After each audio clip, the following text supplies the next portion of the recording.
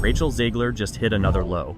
And this time, it's not a joke or a Twitter roast. It's real and live, in front of an empty London theater. After the Snow White disaster, Rachel was hoping her stage debut in Evita would be her comeback moment. But spoiler alert, it's flopping harder than her last film. Despite starring in one of the most iconic musicals of all time, ticket sales are tanking, and she knows it. You can literally feel the panic in her press appearances. And it's not just nerves, it's regret. Because no matter how many months go by, her woke comments about Snow White are still following her like a curse. Now, in case you haven't heard, Rachel plays Eva Perón in the West End revival of Evita at the London Palladium. This is a huge gig, massive, a 2,086-seat venue. Andrew Lloyd Webber, Tim Rice, legendary names, and yet entire sections are going unsold. Like over 70% of the seats are wide open according to early booking data. Some tickets are going for just 29.50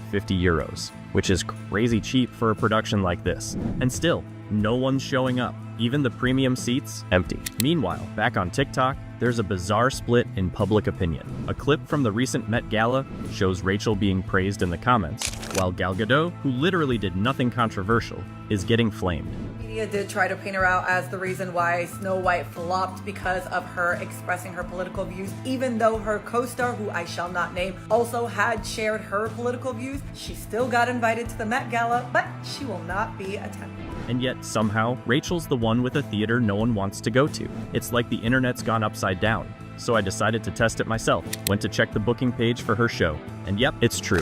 Rows upon rows of available seats for every night across June, July, and August. It's like no one even remembers she's performing. Or maybe they do, and just don't want to support her anymore. It's not even about Snow White anymore. It's about Rachel. People haven't forgiven her for bashing the original story, calling the prince a stalker, and turning what should have been a nostalgic reboot into a lecture. Don't need no man. She's not going to be dreaming about true love. She's dreaming about becoming the leader she knows she can be. I don't think Disney anticipated that it really has a deep and strong emotional place in their childhoods and throughout their lives, and maybe that film from 1937 did not need to be reimagined. Let's not forget, Snow White crossed $200 million at the box office, and still counts as a flop. Why? Because between production, marketing, and reshoots, Disney reportedly spent close to $600 million. The loss was so brutal, they quietly shelved their Tangled remake, which was rumored to be even more modernized and politically charged.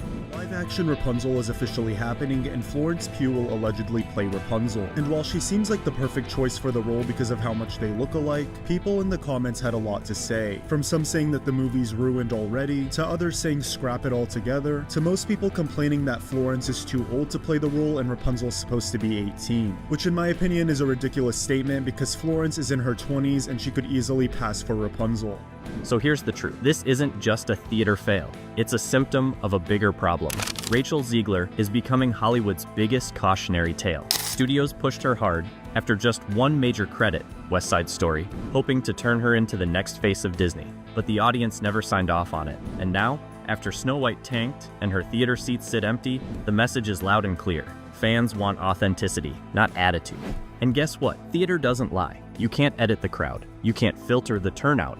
If no one buys a ticket, you're standing there performing to ghosts. It's honestly wild how the same industry that can sell out Hamilton in seconds can't even fill half the seats for Evita starring Rachel Zegler. And this isn't just a rough start or slow week. This is an ongoing pattern. The London Palladium holds 2,286 seats. It's a massive venue, but no matter the night, no matter the price, fans just aren't showing up. It sounds like you're one of the only ones there, just like Rachel Zegler, as it turns out, and we part with this video of Rachel Zegler alone in a theater watching herself.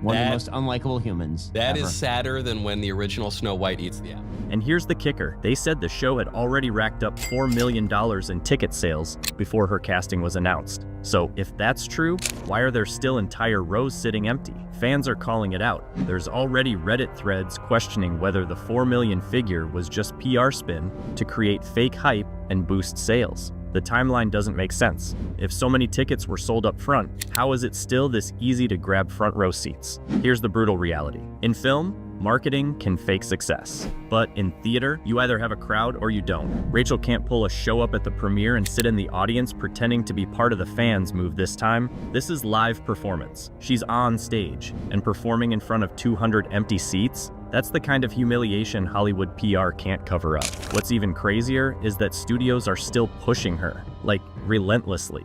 It's starting to feel less like confidence and more like delusion.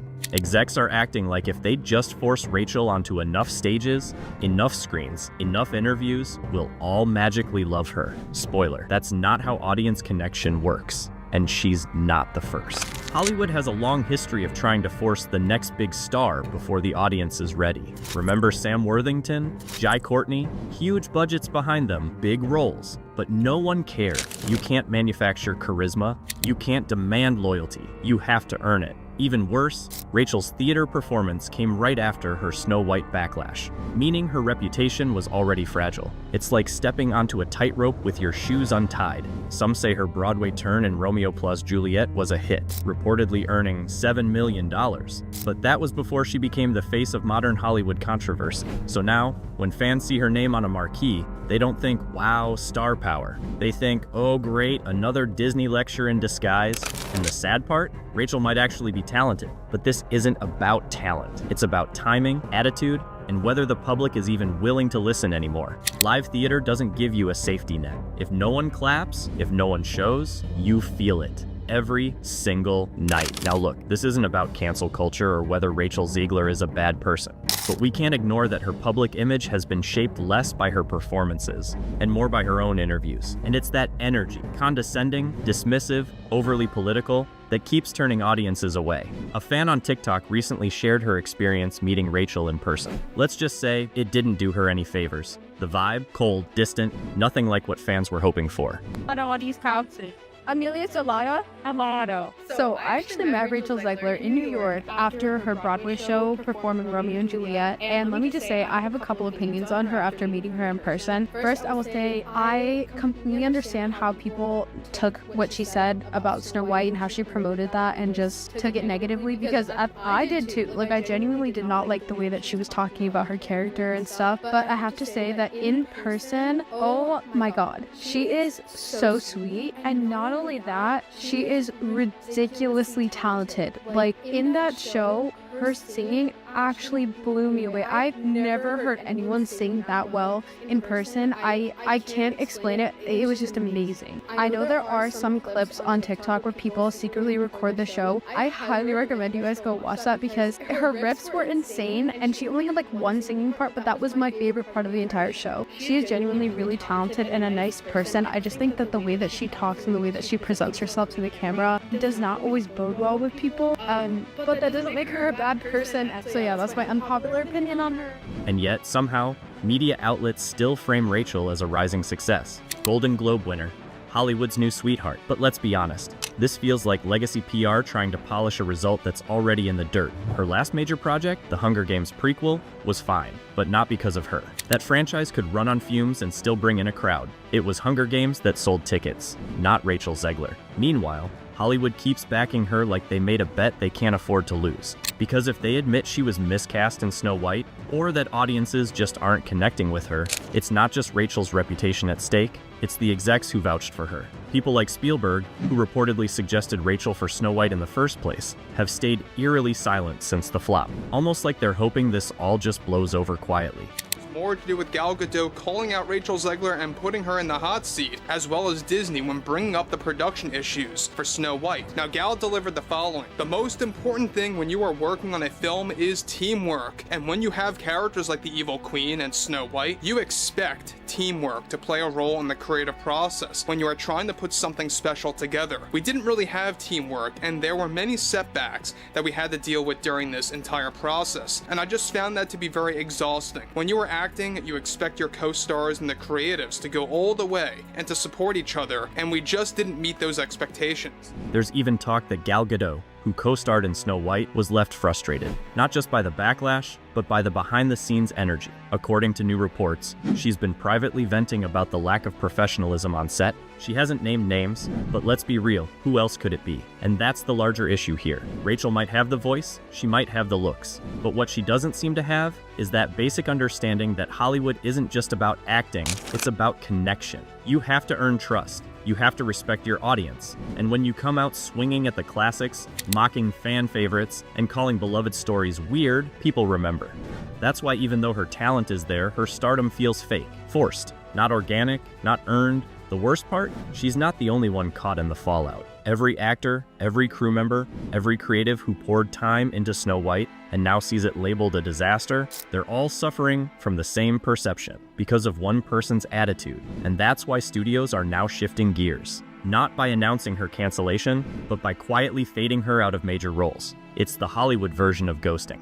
One day you're headlining a reboot, the next you're nowhere to be seen. Rachel Zegler might still appear in press cycles or award shows, but make no mistake, the star-making machine is pumping the brakes fast. So what do we take away from all this? Rachel Zegler's career isn't over, but it's clearly on a pause. Not because she lacked talent, not because she made one bad movie, but because she forgot the one rule every actor, influencer, and public figure should live by. The audience decides who wins. Not the headlines, not the casting directors, the fans. Hollywood tried to make her the next big thing.